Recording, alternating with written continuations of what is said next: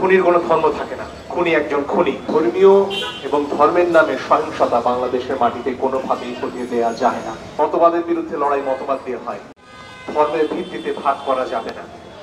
খুনির কোনো ধর্ম থাকে না, খুনি একজন খুনি।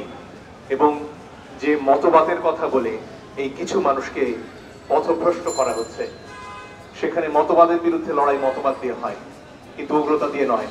তাই ধর্মীয় এবং ধর্মের নামে সহিংসতা বাংলাদেশের মাটিতে কোনোভাবেই হতে দেয়া যায় না। সকল ধরনের উগ্রবাদকে রুখে দিতে হবে এবং সেটা দিতে হবে আমাদের সজাগ থাকার মাধ্যমে। আমাদের সবাইকে যার যার অবস্থান থেকে কথা বলতে হবে, প্রতিবাদ করতে হবে, সহিংসতাকে ঠেকাতে হবে।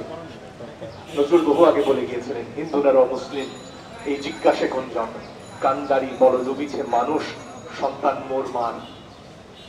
এই দেশের এই মাটিতে জন্ম নেয়া আমরা হিন্দু, আমরা মুসলমান, আমরা খ্রিস্টান, আমরা বৌদ্ধ, আমরা সবাই মিলে বাংলাদেশের নাগরিক হিসেবে দেশটাকে গড়ার যখন উদ্যোগ নিয়েছি, তখন আমাদের মধ্যে নানান ভাগ তৈরি করার চেষ্টা চলছে। এই খেলা অনেক পুরনো, কিন্তু আমরা সবাই মিলে পারি এই খেলা রুখে দিতে।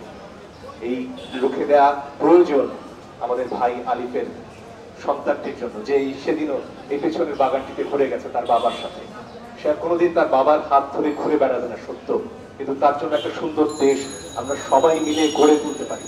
এবং সেজন্য আমাদের সবাইকে ঐক্যবদ্ধ থাকতে হবে উগ্রবাদের বিরুদ্ধে, সেটা ধর্মের নামে হোক আর যে নামেই হোক না কেন। উগ্রবাদকে ঠেকাতে হবে প্রেম দিয়ে, ভালোবাসা দিয়ে, সবাই একসাথে হাতে হাত ধরে আমাদের প্রত্যেকের পাশে সবাইকে দাঁড়াতে হবে, যাতে আমরা আমাদের নতুন দেশটা গড়তে পারি।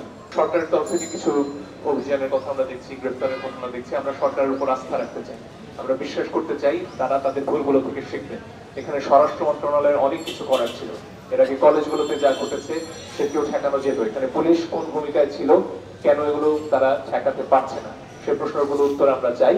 কিন্তু আমরা এখনো ধৈর্য ধরতে চাই, সরকারের উপর ভরসা রাখতে চাই, কারণ এই সরকার আমাদের সবার সরকার। আমাদের সবার আন্দোলনের ফসলে এই সরকার ক্ষমতায় বসেছে, তাদেরকে আসলে জবাবদিহি করতে হবে এবং তাদেরকে কাজ করে দেখাতে হবে যে তারা এগুলো ঠেকাতে পারে।